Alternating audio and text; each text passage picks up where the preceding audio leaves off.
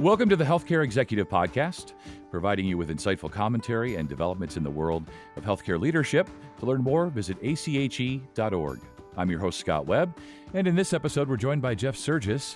He's the CEO of RLDatix, and he's here to explain how RLDatix is enhancing efficiency and quality in healthcare. Jeff, it's so nice to have you here today. We're going to essentially talk about enhancing efficiency and quality in healthcare. And I know that RLDatix is an ACHE premier corporate partner, so I want to learn more. I was telling you I don't know much about this, so I want to learn more about that, and I'm sure listeners do as well. So tell us the story behind RLDatix. Well, first off, thanks for having me, and we're excited to further our relationship and share a little bit more. This is really discovery, right, as we get to know each other. We're very proud of the company. RLDatix is a global healthcare IT provider of cloud-based solutions for areas in risk management, compliance management, and provider data management, along with workforce management. So that sounds like a lot, but let me simplify it. We are rooted in patient safety and incident reporting. A lot of things go wrong at times in healthcare, and we have to document and we have to capture and we have to learn and grow and access information. So at our foundational level, we are an incident reporting system and solution in 20 countries around the world to help our customers gather information, learn through root cause analysis, peer review, and discovery around patient safety.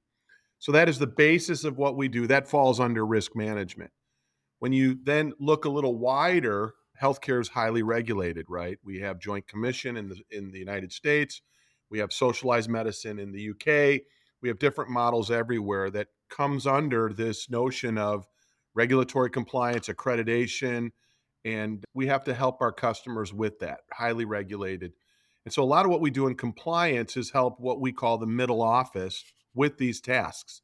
It could be around policies and procedures, contract management, could be around credentialing of physicians and nurses, scheduling of workforce, which we'll talk about a little later, the importance of that now more than ever.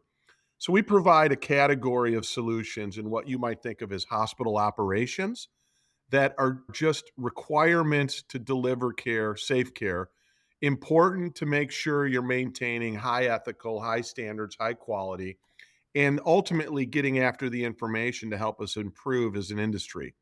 I've been doing this over 30 years, and this business that I've been fortunate to run for the last 5 plus has been the most interesting one with some of the biggest impact, yet nobody knows. So your question is a really good one, and we're happy to share our story. Yeah, those are something I really enjoy when we do these is let's talk about something that nobody really knows about, and then we can teach them, we can educate them, we can inform them, and it does sound really comprehensive. Just wondering how inefficient systems and siloed data impact the healthcare industry today.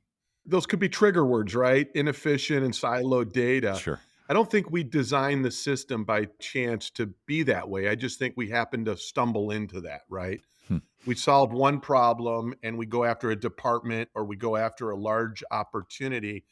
And then as we improve that area, it then bumps into another area. And now we say, how do we make the data more friendly, more usable?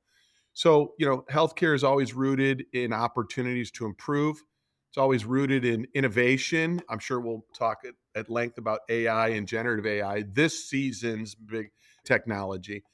But we start out with simple tasks like recording a fall in a hospital, right? Several times a day, unfortunately, we see falls. Everybody who listens to this has a personal example of an aging adult who's in a hospital for a length of stay, gets up late at night and falls, and now they've fractured a hip, they've hit their head on the ground, and now you've added 10 or 12 days of length of stay. We have to figure out how and why it happened, but more importantly, how we can prevent it from happening, right? Getting into preventable harm versus just recording. So that creates an incident that needs to be documented. Well, then you start asking, well, what are the other data pieces or data elements that would help us learn more?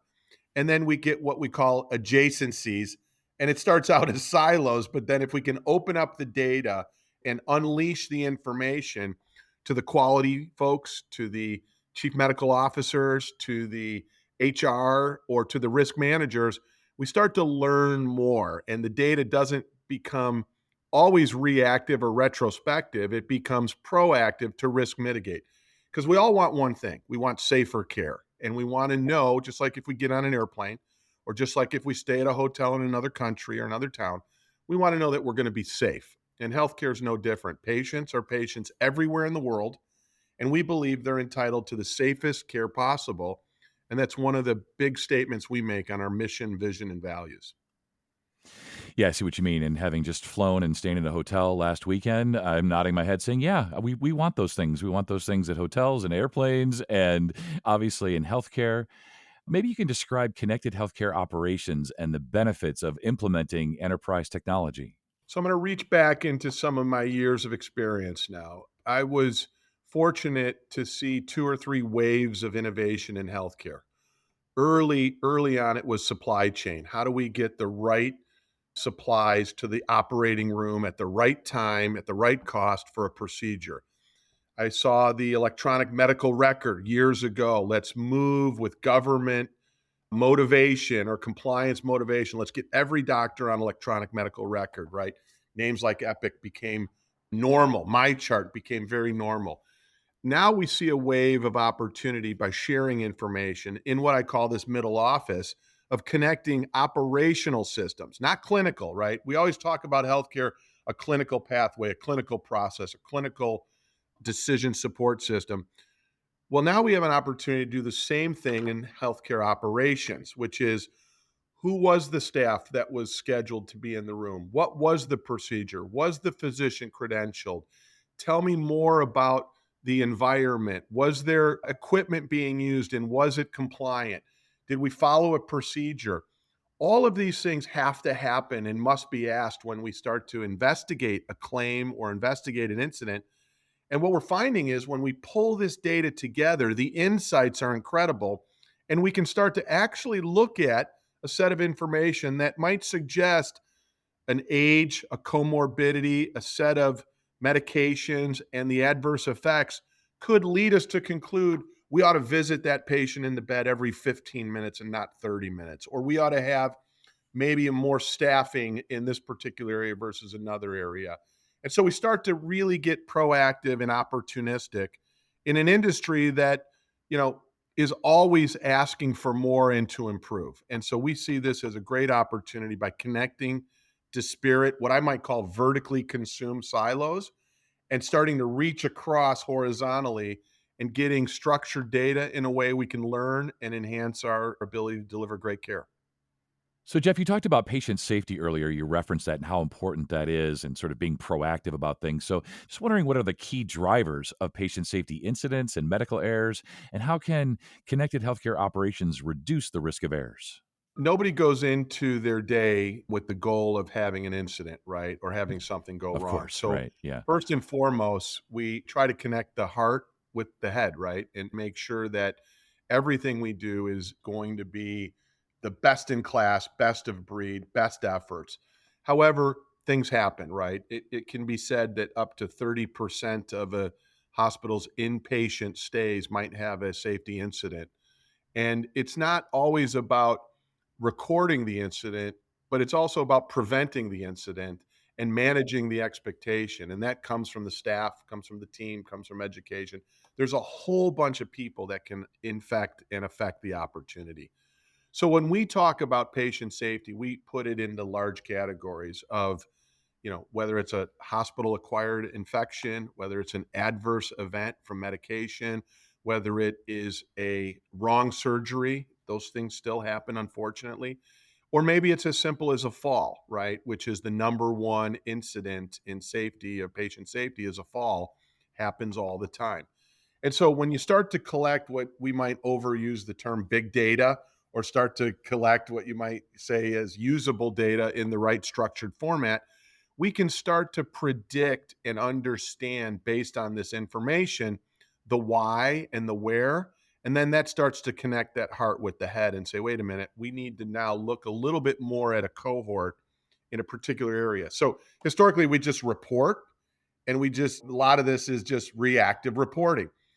We're going to compete on safety. We're going to mitigate, and we want to prevent and just get better as an industry. Who doesn't want that? And so Our whole mission is around helping our customers identify, learn, engage, and then improve in these critical operational areas. Right. I want to talk about artificial intelligence, and AI is just everywhere now. It's in the news and higher education and obviously in healthcare as well. Wondering how are AI and machine learning being used, to mitigate workforce, financial, and safety challenges? So we've seen a couple of these run in and out of the healthcare industry, right? There was the e-health initiative when the internet was exploding, and how was that going to help everybody? There were mobile apps. There was content that everybody could reach. I still think the number one thing people do is when they leave their doctors, they go to Google and they just type it in, and and we've all know what those horror stories can look like. For sure. AI right now has great potential, and I still think it's super early, but the energy is there, right? If you go to a show, every booth says it. If you go into a hospital, they now have titles called, Chief Medical Artificial Intelligence Officer or Chief AI Officer or Data and Analytics AI. What I translate that to is the opportunity for efficiency and smarter learning. And in our world of connected healthcare and the operational side, so much of what we see as a burden is the documentation, right? In order to properly document an incident in a system, some of our customers can take up to 8 minutes and have to fill out close to 200 fields because you want to get it right and you want to be complete because there might be some liability, there could be a claim, an investigation. So more is better. But when we categorize this and when we start to look at trends, we are starting to see through our data and through our customers areas where we can take an 8-minute incident with 200 fields and take it down to 2 minutes because we can group things together. Like if it's a fall, we now know these 9 or 10 other pieces of information need to come along. And if anybody has ever tried Chat GPT and just put in a letter or type something up, you can see the efficiency. Once we put our clinical heads, our trust, and our experience together, we're going to be able to document more complete, more structured data, which is an IT term, but it's simple. The more structured data we have, the more we can report. The more we can report, the more we can learn. The more we learn, the more we prevent. So AI for us, generative AI for us, and machine learning, which is a little different term, allows us to capture more information quicker and more accurate in a way that helps caregivers and the workforce, which we don't have enough of, be as efficient as possible, right? Be as efficient as possible. So for us, that's how we digest AI and generative AI is to help for a more complete record, a more accurate record, and a more available data to report and learn from. Yeah.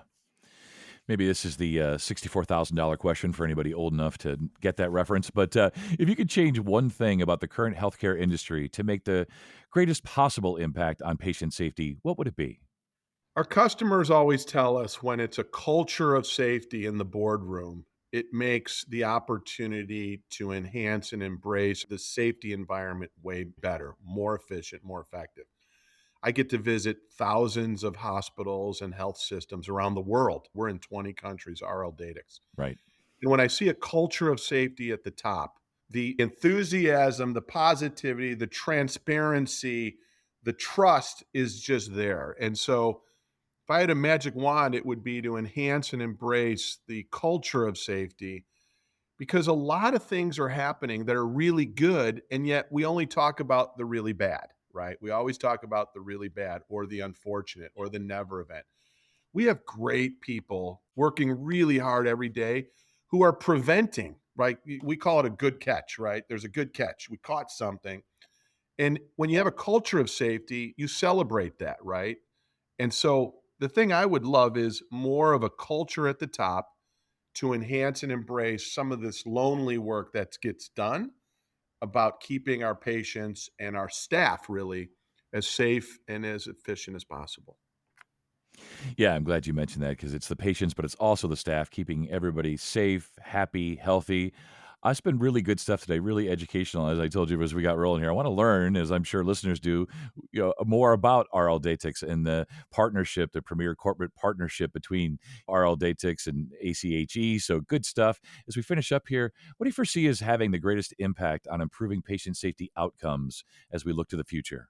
For our customers, our industry, and the opportunity is we enjoy the opportunity to connect workforce management, which is the staff and the schedules and understanding the different supply demand issues we have, right? We don't have enough nurses in our industry to take care of everybody, but we have enough energy and intellect to be as efficient as possible.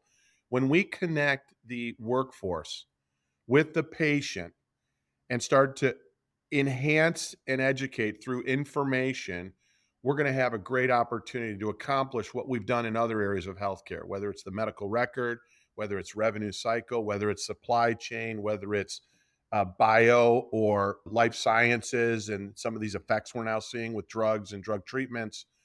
We have the same opportunity in this little area called healthcare operations, which not a lot of people know. And I appreciate the opportunity to share this with you. It's very transactional, but when we put it all together, you can see the importance it can have for a patient, for a nurse, for our workforce, and for healthcare in general. And we can just do our part to connect that heart with the head for safer care. Yeah. Connecting the heart and the head. It makes sense even to a layperson like me. So, Jeff, so nice to have you on today, learn more about RLDatix and how it's being implemented and used, especially with ACHE. So, thanks so much. Thank you, and have a great day, and enjoyed our time together. And for more information on RLDatix and ACHE's premier corporate partners, please visit ache.org.